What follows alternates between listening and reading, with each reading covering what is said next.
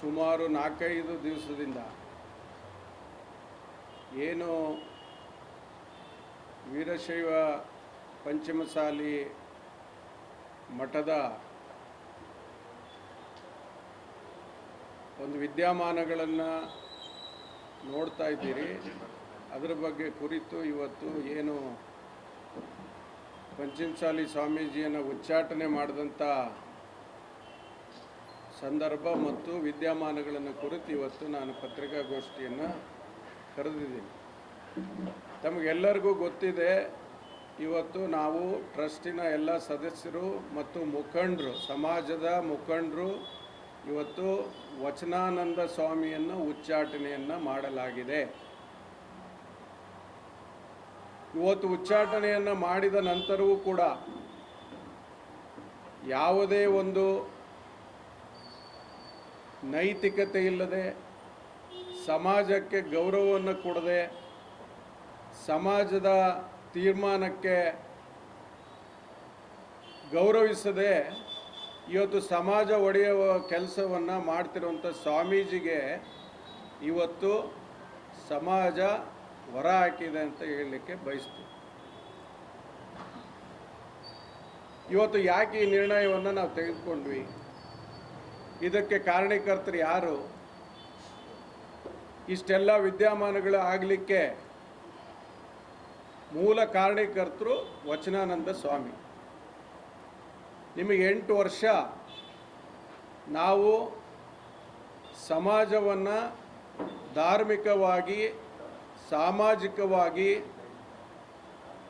ಏನು ವಿಶಾಲವಾಗಿ ಹರಡಿರೋಂಥ ಈ ಪಂಚಮಸಾಲಿ ಸಮಾಜವನ್ನು, ಸ್ವಾಭಿಮಾನಿ ಸಮಾಜವನ್ನು ಒಳ್ಳೆಯ ದಾರಿಗೆ ತೆಗೆದುಕೊಂಡು ಹೋಗಬೇಕು, ಗುರುಗಳಾಗಿ ಮಾರ್ಗದರ್ಶನವನ್ನು ಮಾಡಬೇಕು ಅನ್ನೋ ಉದ್ದೇಶದಿಂದ ನಿಮಗೆ 2018ರಲ್ಲಿ ನಿಮ್ಮನ್ನೇ ಪೀಠಕ್ಕೆ ಕೂರಿಸಿದ ನಂತರ ನಿಮ್ಮ ಕಾರ್ಯಚಟುವಟಿಕೆ ಏನಾಯಿತು, ಇವತ್ತು ಯಾವ ರೀತಿ ನೀವು ನಡ್ಕೊತಾ ಇದ್ದೀರಿ, ಸಮಾಜವನ್ನು ಯಾವ ರೀತಿ ಬಳಸ್ಕೊತಾ ಇದ್ದೀರಿ, ಸಮಾಜದ ಭಾವನೆಯನ್ನು ಎಷ್ಟು ದುರುಪಯೋಗ ಪಡಿಸ್ಕೊತಾ ಇದ್ದೀರಿ, ಯಾವ ಹೋರಾಟದಲ್ಲಿ ಭಾಗಿಯಾಗಿದ್ದೀರಿ, ಸಮಾಜದ ಏಳಿಗೆಗೆ ಏನು ನಿಮ್ಮ ಶ್ರಮ, ಏನು ನಿಮ್ಮ ಕೊಡುಗೆ, ಧಾರ್ಮಿಕ ಕಾರ್ಯಕ್ರಮಗಳು ಏನು, ಇವೆಲ್ಲವೂ ತಿಳಿದ ನಂತರ ನಿಮ್ಮದು ಯಾವುದೇ ರೀತಿ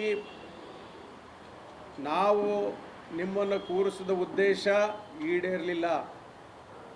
ಇವತ್ತು ಸಮಾಜವನ್ನು ಒಡೆದು ಸಮಾಜದ ಜನರನ್ನು ಎತ್ತುಕಟ್ಟಿ ಇವತ್ತು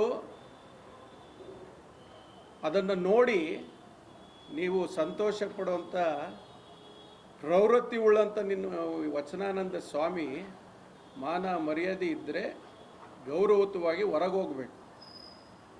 ನಾನೊಬ್ಬ ಜವಾಬ್ದಾರಿಯುತ ಸಮಾಜದ ಮುಖಂಡನಾಗಿ ಆ ಒಂದು ಮಠದ ಆಗುವುಗಳಲ್ಲಿ ಭಾಗಿಯಾಗಿ ಎಲ್ಲದನ್ನು ನೋಡಿ ಇವತ್ತು ನಿಮಗೆ ನಾನು ಹೇಳಲಿಕ್ಕೆ ಬಯಸ್ತಾ ಇದ್ದೀನಿ. ಇವತ್ತು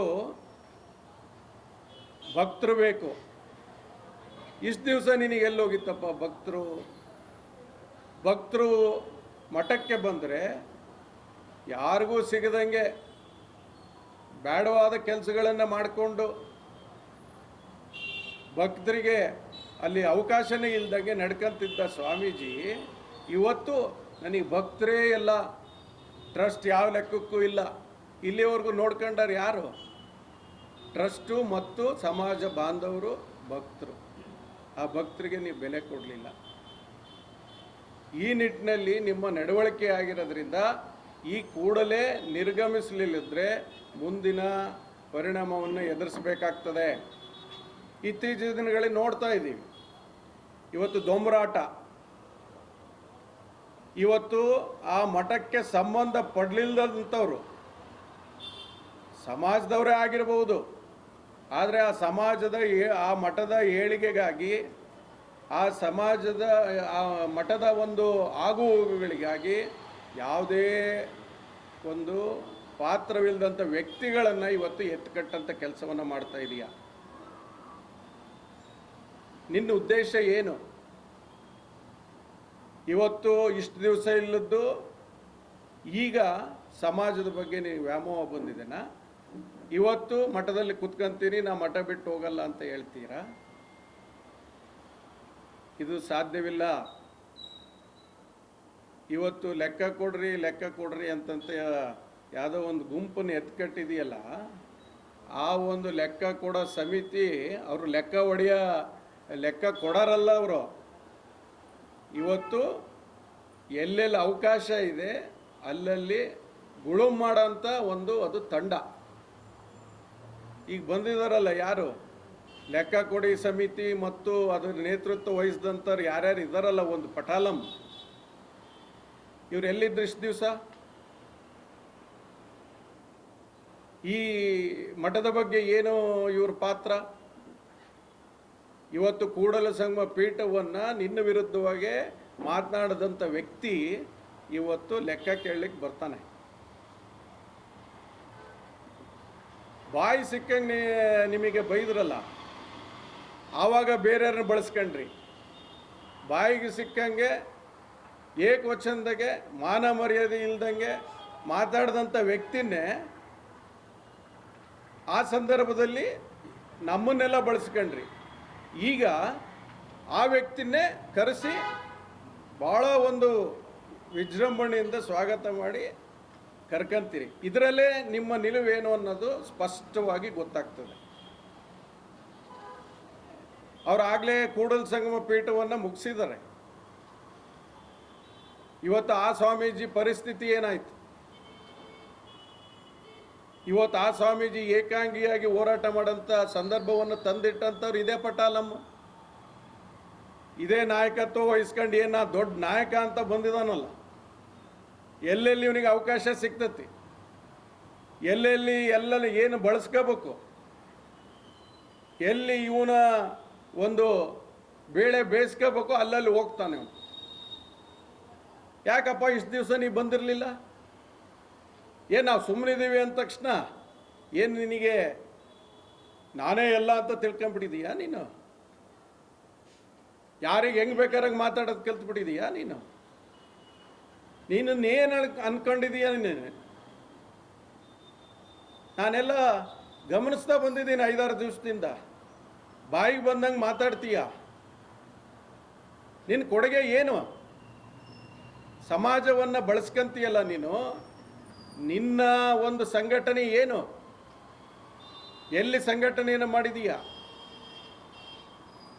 ಇವತ್ತು ಅವರು ಹೊರಗೆ ಹಾಕಿದ್ರು ನಿನಗೆ. ಕೂಡಲ ಸಂಗಮದ ಪೀಠದ ಟ್ರಸ್ಟ್ನಿಂದ ಏನು ಇವರು ಅಲ್ಲಿ ಹೋಗಿ ಎಲ್ಲ ಮಾಡ್ತಾ ಇದ್ರಲ್ಲ, ಈಗ ಹೊರಗಡೆ ಹಾಕಿದ್ದಾರೆ ಇವ್ರನ್ನೇ. ಇವ್ರನ್ನ ಯಾವುದಕ್ಕೂ ಅಲ್ಲಿ ಕರಿತಾ ಇಲ್ಲ. ಸ್ವಾಮೀಜಿ ಯಾವುದಕ್ಕೂ ಕರಿತಾ ಇಲ್ಲ. ಯಾವ ಮುಖಂಡರು ಇವ್ರನ್ನ ಕರಿತಾ ಇಲ್ಲ. ಈಗ ಅದು ಮುಗೀತಲ್ಲ, ಇವತ್ತು ಹರಿಹರ ಪಂಚಮಸಾಲಿ ಪೀಠ ಬೇಕಾಗಿದೆ. ಇದು ಸಾಧ್ಯವಿಲ್ಲ. ಏನು ನೀನು ಕೆಲವು ಜನನ ಕಟ್ಕೊಂಡು ಏನೇನೊಂದು ಪಟಾಲಂ ಕಟ್ಕೊಂಡಿದೆಯಲ್ಲ, ಅವ್ರದ್ದೆಲ್ಲ ಇತಿಹಾಸ ಎಲ್ಲರಿಗೂ ಗೊತ್ತಿದೆ.